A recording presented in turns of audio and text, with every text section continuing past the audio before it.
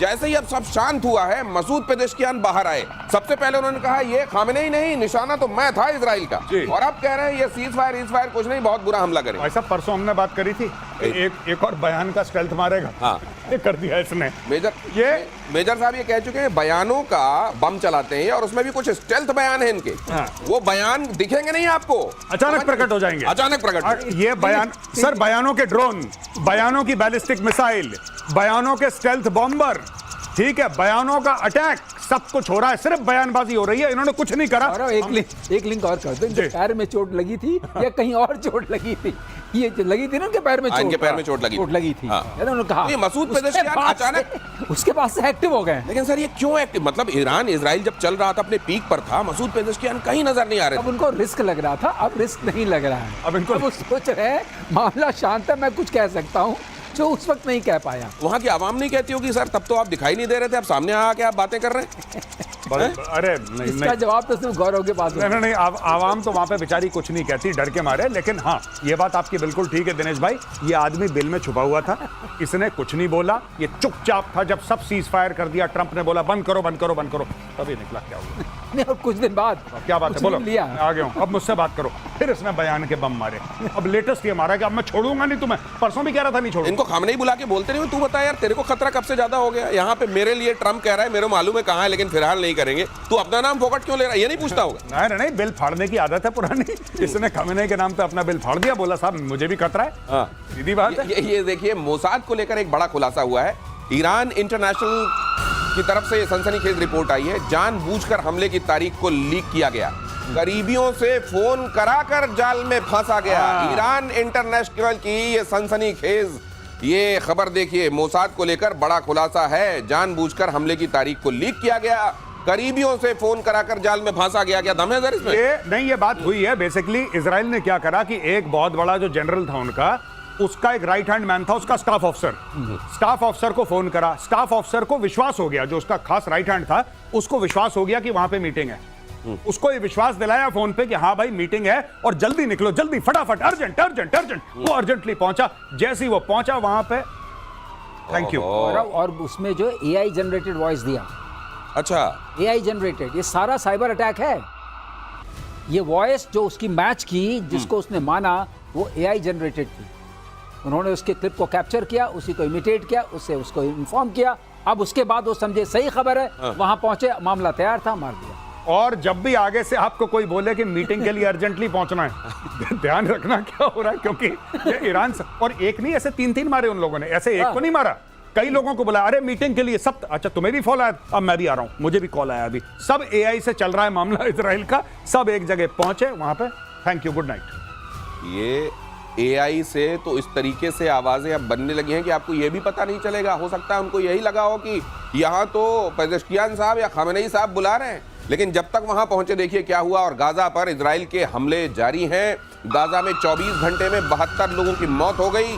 Gaza बना धरती का नर्क, यूनाइटेड नेशंस के चीफ कह रहे हैं। गाजा पर अटैक नहीं रोक रहा है इजराइल। यूनाइटेड नेशन को मेरे ख्याल से इसी के लिए रखा गया है जी। थोड़े थोड़े दिनों में ये बयान जारी रखना, इजराइल अपना काम करता रहेगा, लेकिन तुम अपनी तरफ से कमी मत आने देना। वहां देखिए यूनाइटेड नेशन में भी छोटे छोटे पेजेश्कियां बैठे हैं, छोटे छोटे, जैसे ये बीच में बयानबाजी करता है अपना ईरान वाला भाई।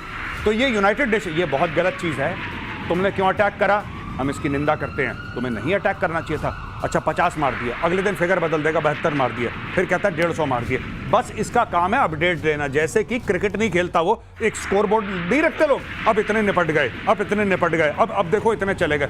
ये दुनिया को स्कोर बताने के लिए यूनाइटेड नेशंस की अब ये हो गया है, ब्रेकिंग न्यूज टाइप का मामला है इनका। तो ये गाजा में ये इसका पटाक्षेप होने तक यूनाइटेड नेशंस अपनी ये कमेंट्री जारी रखेगा। हाँ, यूनाइटेड नेशंस करता ही दुनिया भर में ये है, इनकी कमेंट्री कभी नहीं रुकती। इनकी कमेंट्री, अब ये हो गया है, अब ये हो गया है। बाय द वे, अगर आपको नहीं पता है तो यूनाइटेड नेशंस ब्रेकिंग न्यूज ला रहा है कि अब ये हो गया, बस। इसके अलावा और इनके सारे जो बाकी के इनके जो विंग्स हैं ना, वो भी यही करते हैं। जब आपको कहीं, जैसे ईरान में न्यूक्लियर थ्रेट के मामले में आपने देखा था किस तरह से IAEA बीच में आके बता देता था, यहाँ देखिए यहाँ पर है, अगले दिन आता था यहाँ पर नहीं है, फिर उसके बाद यहाँ पर है। इस तरीके की अगर आपको बातें सुनते रहना है तो कुल मिलाकर मनोरंजन का कार्यक्रम यूनाइटेड नेशंस की तरफ से जारी रहेगा। और पुतिन के भारत दौरे से पहले रूस का एक बड़ा ऑफर, भारत को दुनिया के सबसे शक्तिशाली टैंक का ऑफर दिया गया। T-14 आमाटा को भारत में बनाने के लिए तैयार है रूस। भारतीय कंपनी के साथ ज्वाइंट वेंचर में बनाना चाहता है रूस। कमाल हो गया सर, पहले उधर सुखोई विमान अत्याधुनिक वो भारत के साथ में बनाना चाहता है, टैंक बनाना चाहता है। ट्रंप कैसे देख रहे होंगे इस खबर को? ट्रंप तो अब टेढ़ी निगाह से देख रहे हैं, लेकिन इस टैंक में T-14 जो टैंक बना रहे हैं, इसमें थोड़ी हम लोगों की अलग रणनीति होगी शायद। अच्छा, मेरा मेरा ये आकलन है, ये होगा क्योंकि हम ऑलरेडी FRCV पे बहुत काम कर चुके हैं। FRCV क्या हुआ सर? FRCV जो है वो फ्यूचरिस्टिक आने वाले व्हीकल है। अच्छा, इसे future ready combat, future ready combat, future ready, okay, future ready combat, सही, थैंक यू वेरी मच। तो ये L&T और जो भारत फौज है, ये लोग मिलकर इसको बना रहे हैं। ये ऑलरेडी बहुत सालों से प्रक्रिया चल रही है। ये आर्मर्ड व्हीकल है और इसको ये हमारे लिए फ्यूचर वॉर्स के लिए रेडी है। अच्छा। और ये टैंक जो है बहुत अच्छा टैंक है, इसमें कोई शक नहीं है। ये हमारी ATGMs को फायर कर सकता है। अगर हमें बनाने की, अगर पूरी ग्लोबल उसमें पटाक्षेप में देखें, ATGMs फायर कर सकता है। इसकी स्पीड भी बहुत अच्छी है। इसकी स्पीड 90 किलोमीटर/आवर जो टैंक के लिए होता है। इसका वजन जो है 55 टन है। अच्छा। मतलब इसके अंदर वो सारी क्षमताएं हैं और इसमें बहुत कम क्रू लगता है। टर्रेट में कोई क्रू नहीं है। अच्छा, तो बहुत बड़ी बात है। तो इसका मतलब कि 3 क्रू से चल जाता है। तो ये अपने आप में एक सक्षम है, लेकिन जो राजनीतिक गठजोड़ है, जिस हिसाब से हम लेंगे, उसका क्या प्रभाव पड़ेगा, बाकी चीज़ें क्या होंगी, उसको देख करके शायद हमारा ऑप्शन ये होगा कि हम अपने टैंक्स को अपग्रेड करें जो हमारे पास है, T-90 और अर्जुन टैंक्स, और हम FRCV की तैयारी करें और हम इनको ही आगे बढ़ाएं। और हमारे पास अपने हथियार तो वही हैं। सबसे बड़ी बात मुझे दिखती है, जो इस टैंक को अगर लिया जाए तो मैं समर्थन करूंगा, क्योंकि इसमें ATGM हम अपना लगा सकते हैं। एंटी टैंक गाइडेड मिसाइल अपनी लगा सकते हैं। ये बहुत बड़ी बात, ये एक बड़ी बात है। लेकिन ये जब कहते हैं कि ये साथ में बनाने वाली बात जो होती है, कहते हैं कि अगर बनाने के लिए बहुत से रसोइये एक किचन में पहुंच जाएं तो रसोई का काम खराब हो जाता है। लेकिन यहाँ भारत जिस तरीके से बना रहा है और रूस उस तरफ से पेशकश दे रहा है, ये डिश ट्रंप को कैसी लगेगी? देखिए, ट्रंप को खराब लगेगी डिश, लेकिन एक बात हमें और समझनी चाहिए कि रूस हर समय इतना सपोर्टिव नहीं था। रूस ने सपोर्ट जरूर करा है भारत को, लेकिन ये जो अब रूस का नया रूप है कि 100% transfer of technology, source code भी ले लो, ये भी ले लो, ड्राइंग्स भी ले लो, ब्लूप्रिंट भी ले लो, तुम्हारे साथ बना भी देंगे यहाँ पे। ये बेसिकली रशिया और यूक्रेन की जो लड़ाई है और उसके बाद जो रूस के ऊपर जो फंदा कसा जा रहा है, ये उसका भी रिजल्ट है। तो ये तो चीन के भी दोस्त हैं, तो उधर से तो वो हो सकती थी चीजें। चीन ने जो भी, देखिए, चीन ने भाई चोरी कर लिया जो चीन को करना था। चाइना का अलग मामला है। चाइना का अलग मामला है। चाइना डायरेक्ट चोरी करता है। चाइना इसमें बिलीव नहीं करता कि ट्रांसफर ऑफ टेक्नोलॉजी। चाइना वहां पे चाइनीज भेजेगा, चोरी करके लाएंगे। ये सारे के सारे जितने भी मिसाइल हैं, ये सारे, अच्छा देखिए, सबसे पहले चाइना क्या करता है, क्या गले मिलो मेरे दोस्त, रशिया मेरे दोस्त, गले मिलो। ऐसे गले मिलेगा चाइना, फिर पीछे से उसकी जेब में हाथ डालेगा, उसका बटुआ निकाला, देखा, स्कैन करा, वापस बटुआ डाला, मेरे दोस्त में, यही चलता है चाइना। अच्छा, हाँ, चाइना का जितनी भी टेक्नोलॉजी है, खासतौर से हथियारों की, सारी की सारी तो रशिया चोरी कर रखी है, सारी अमेरिका से चोरी सारी आई इंडोर्स हिम फुली। एक बार और जोर से बताइए, लोगों को पता चलना चाहिए। नहीं, पूरा उनका देखिए, जो मिसाइल टेक्नोलॉजी है उनकी, है जितने भी वेपन्स है, जहाज के, पानी के जहाज, सारा का सारा रूस से चोरी करा है। अब ये देखिए, एबटाबाद में ओसामा बिन लादेन मारा गया। जो ब्लैक हॉक हेलीकॉप्टर था जो क्रैश करा, स्टेल्थ वाला, ये पाकिस्तानियों ने सबसे पहले उसको बोरी में डाला और चाइना को भेज दिया कि सर आप स्टडी करो। हाँ, उन्होंने वो भी चोरी कर लिया। अब उन्होंने अपना स्टेल्थ हेलीकॉप्टर, तो चाइना का कोई भी माल ओरिजिनल नहीं है, सब चोरी का माल है। और ये भी आप देखिए, इसलिए जो चाइना वाला फैक्टर है वो इधर, they have to sell it to India. उनके पास और ज्यादा बायर नहीं है, क्योंकि ट्रंप ने फिर बोलना है कि मैं तुम्हारे ऊपर टैरिफ लगा दूंगा तो रूसी हथियार खरीदूंगा, तो ये बात। अच्छा, और इसीलिए ये बदली परिस्थितियों में, वैसे भारत और रूस हमेशा से थिक एंड थिन में साथ रहे, लेकिन बदली परिस्थितियों में ज्यादा है, इनको ज्यादा करीब ला दिया है और वायुसेना को मिलेगी और ज्यादा शक्ति। सूत्रों के मुताबिक तेजस MK-1A को लेकर जल्द होगी बड़ी डील।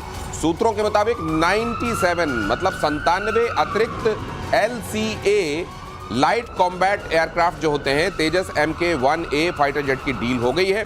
पहले से ही HAL के पास 123 तेजस MK-1A का ऑर्डर है। इसका मतलब क्या है सर खबर का? खबर का मतलब यह है कि हम जो हमारी बैकबोन पहले MiG-21 थी, अब हमारी बैकबोन Su-30 MKI है। हमारे पास जहाज़ों की बड़ी कमी है। अगर आप देखिए जिस तरह से जहाज़ हैं, टोटल हमारे पास 900 जहाज़ होने चाहिए थे, उसकी जगह सिर्फ 500 और 400 के आसपास बचे हैं। तो 400 जहाज हमें चाहिए, कहीं से तो कहीं लाना पड़ेगा। उसमें ये बढ़ोतरी करने की कोशिश कर रहे हैं। और जहाँ तक HAL का सवाल है, HAL के पास 2 लाइन्स थी, उन्होंने एक लाइन और स्टैब्लिश की है। एक लाइन 8 जहाज बनाती है हर साल। लेकिन सबसे बड़ी दिक्कत जो आ रही है, जिसको लेके भारत बहुत चिंतित है, कि जो इंजन की सप्लाई है वो तो आपने देखा वो बहुत धीरे धीरे आ रही है। राइट। और जितनी इंजन की सप्लाई होगी उतने जहाज बन सकते हैं। ये विडंबना है। इस सबको सॉल्व करने की कोशिश कर रही है, साफरान के साथ डील हो रही है। अपने आप में हमें जो अभी MiG-21 भी रिटायर कर जा रहा है, फाइनल स्क्वाड्रन, हम सब जानते हैं। तो इसलिए ये जितनी जल्दी आ सके उतना ही इंडियन एयरफोर्स के लिए ये ज़रूरी भी है और इंडियन एयरफोर्स का स्वागत करेगा। इसके अलावा एक हम बाहर से भी लेना चाहते हैं, गैप फिल के लिए एक और खेप लेना चाहते हैं 113 जहाज़ों की। तो वो इसलिए है कि गैप फिल करना पड़ेगा आपको, तो शायद वो होगा। हाँ, मैं एक सर विद योर परमिशन मैं ऐड कर दूं। बात यह ना कि आत्मनिर्भरता बहुत अच्छी चीज़ है और होनी भी चाहिए कि हम लोग अपना तेजस बना रहे हैं Mark 1 Mark 2। But the fact of the matter is कि अब आपकी स्क्वाड्रन स्ट्रेंथ हो जाएगी करीब 30, जो 32 है आज वो 30-29 हो जाएगी। And this is not okay. You are facing a dual threat. कलूजिविटी की बात करते हैं फौज में हम लोग, चाइना पाकिस्तान एक जगह, और चाइना जिस तरीके से बना रहा है जैसे बिस्किट होते हैं ना भाई, बिस्किट की तरह एयरक्राफ्ट बनाता है चाइना। एक दिन में 5-5 ऐसे निकल रहे हैं खटाखट खटा। यहाँ पे हो नहीं रहा। यहाँ पे इसे आपको एक बार करना पड़ेगा, आत्मनिर्भरता अपने साथ चले। आप सीधा का सीधा परचेस करिए। आपको 5 या 10 स्क्वाड्रन जो खरीद रहे हैं, एक बार खरीद के खत्म करो मामला, क्योंकि वो जो गैप है वो बहुत ज्यादा क्रिटिकल है। ऑपरेशन सिंदूर में देखा ना, हर चीज तो एयरक्राफ्ट से हुई। एयरफोर्स का बहुत बड़ा रोल था, एयरफोर्स का सबसे ज्यादा रोल था ऑपरेशन सिंदूर में। आपके जब फ्लाइंग प्लेटफॉर्म्स ही नहीं होंगे, आपके पास फाइटर जेट्स नहीं होंगे, आप लड़ोगे किस तरीके से? खरीद के खत्म करो, एक बार खत्म करो, बाद में आत्मनिर्भरता चलती रहे। आत्मनिर्भरता की तरफ तो कदम बढ़ाने, लेकिन अभी वाला डेफिसिट पूरा करने के लिए जो करना पड़े वो करना चाहिए, क्योंकि खतरा 2 फ्रंट से है और आर्थिक संकट से जूझ रहे पाकिस्तान में तबाही की आहट वाली खबर भी देख लीजिए। पाकिस्तान में फटने वाला है कर्ज बॉम्ब। पाकिस्तान पर 6.50 लाख करोड़ रुपए का कर्ज। समय पर कर्ज नहीं चुकाने पर घोषित हो सकता है डिफॉल्टर। हालांकि इसका डर पाकिस्तान को लगता होगा मेजर गौरव। ना भाई, ये सब देखो, ये सब पाकिस्तानी कहते हैं कि इज्जत आने जाने वाली चीज है। इसमें स्ट्रेस नहीं लेना चाहिए कि बेइज्जती कर देंगे लोग, हम डिफॉल्ट हो जाएंगे। ये सब लाहौरियों के लिए इज्जत आने जाने वाली चीज है। और मैंने जैसे पहले भी बोला था कि बेइज्जती उतनी लगती है पाकिस्तानियों को महसूस जितनी होती है उससे। ठंड जैसे। हाँ, ठंड जैसे। वो कंबल ओढ़ लिया, कम हो गई ठंड। They are like that. अब देखिए, ये जो पाकिस्तान डिफॉल्ट कर जाएगा, पाकिस्तान डिफॉल्ट कर जाएगा, ये आज का खेल थोड़ना है। ये तो कई सालों से हम सुन रहे हैं। पर पाकिस्तान डिफॉल्ट नहीं करता, क्योंकि दुनिया में कई पैर हैं। एक नहीं तो दूसरे को पकड़ लो। देखो, आप पकड़ते रहोगे पैर। अगर टोटल आप देखो कितनी बार पाकिस्तान ने लोन लिया है वर्ल्ड बैंक और IMF से, तो मिला के तकरीबन 50 बार ये उनको चूना लगा चुका है। और मैं बात चाइना की नहीं कर रहा, मैं अमेरिका, सऊदी अरब, यूनाइटेड अरब एमिरेट्स, इन सब की बातें नहीं कर रहा। मैं सिर्फ 2 इदारों की बात कर रहा हूं, वर्ल्ड बैंक और IMF। इतना चूना लगाए लोन ले लेके, ये तो कुछ भी नहीं है। ये तो कुछ भी नहीं है। तो भाई लोग सेंचुरी मारने वाले बहुत जल्दी। और मेरे ख्याल से ये कर्ज के मामले में जब ये रिकॉर्ड तोड़ेंगे तो इसमें अपने ही घर में कोई किसी को अवार्ड भी दे देगा। ये कर्ज कितना भी ले लें, लेकिन जो इनके जनरल्स हैं जरा उन पे भी फोकस कर लें जी। प्रतिशोध उन्हीं से है। उनके अभगत में, उनकी तनख्वाह में डबल हो गई।